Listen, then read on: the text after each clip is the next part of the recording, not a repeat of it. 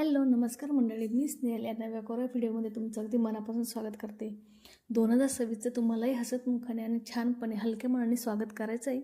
तर कोणकोणत्या गोष्टी करायच्या हे जाणून घेण्यासाठी हा व्हिडिओ शेवटपर्यंत बघत राहा. क्रमांक 1, 2025 तुम्हाला काय काय शिकवलं आणि 2025मध्ये तुम्ही कोणत्या चुका केल्या याची छानशी यादी करा.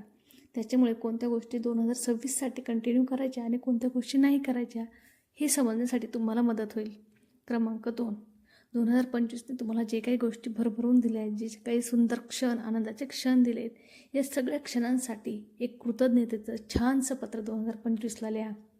क्रमांक 3, ज्या गोष्टींनी, ज्या लोकांनी, ज्या जागांनी, ज्या क्षणांनी तुम्हाला त्रास दिला आहे आणि तुम्हाला खूप सारा मनस्ताप दिला आहे, त्या सगळ्या गोष्टींसाठी, लोकांसाठी, जागांसाठी एक छानसं माफीचं पत्र लिहा.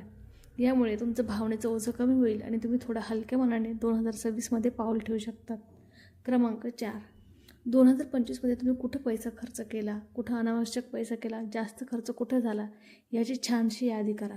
त्यामुळे 2026साठी कोणत्या गोष्टी टाळायच्या याची क्लॅरिटी यायला तुम्हाला मदत होईल. क्रमांक 5, तुम्ही जी गोष्ट सारखी पोस्टपोन केली, पुढे ढकलली, ती गोष्ट आजच्या आज उरकून टाका. क्रमांक 6, डिक्लटरिंग म्हणजे तुम्ही घरामध्ये ज्या नको असलेल्या गोष्टी साचून ठेवल्या आहे, थोडक्यात नको असलेले डबे, नको असलेल्या केबल्स, त्याचप्रमाणे खराब झालेले इलेक्ट्रिक वस्तू, ह्या गोष्टी आपण हव्या म्हणून खूप घरामध्ये साचून ठेवतो. या गोष्टी आत्ताच्या आत्ता फेकून द्या आणि घर छान स्वच्छ, क्लीन आणि मोकळं करा. क्रमांक 7, 2026साठी तुम्हाला काय करायचं आहे याचा रोडमॅप बनवा.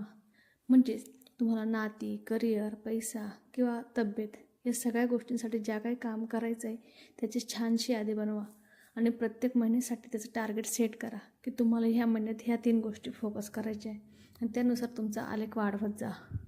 त्याचप्रमाणे क्रमांक 8, तुम्ही रोजनिशी लिहू शकतात. त्याचप्रमाणे जर्नलिंग लिहू शकता. यामुळे तुमच्या भावनांचा निचरा होईल, तुम्हाला दुसऱ्या दिवसाची क्लॅरिटी यायला मदत होईल.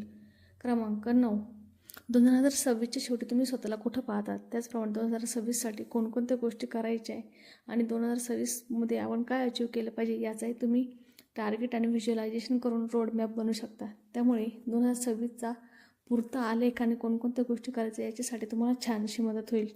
त्याचप्रमाणे 2026साठी अजून आपण कोणत्या गोष्टी करू शकतो हे मला तुम्ही कॉमेंट करून नक्की सांगा. व्हिडिओ आवडल्यास लाईक करा, शेअर करा, कॉमेंट करा आणि फॉलो करा. थँक्यू.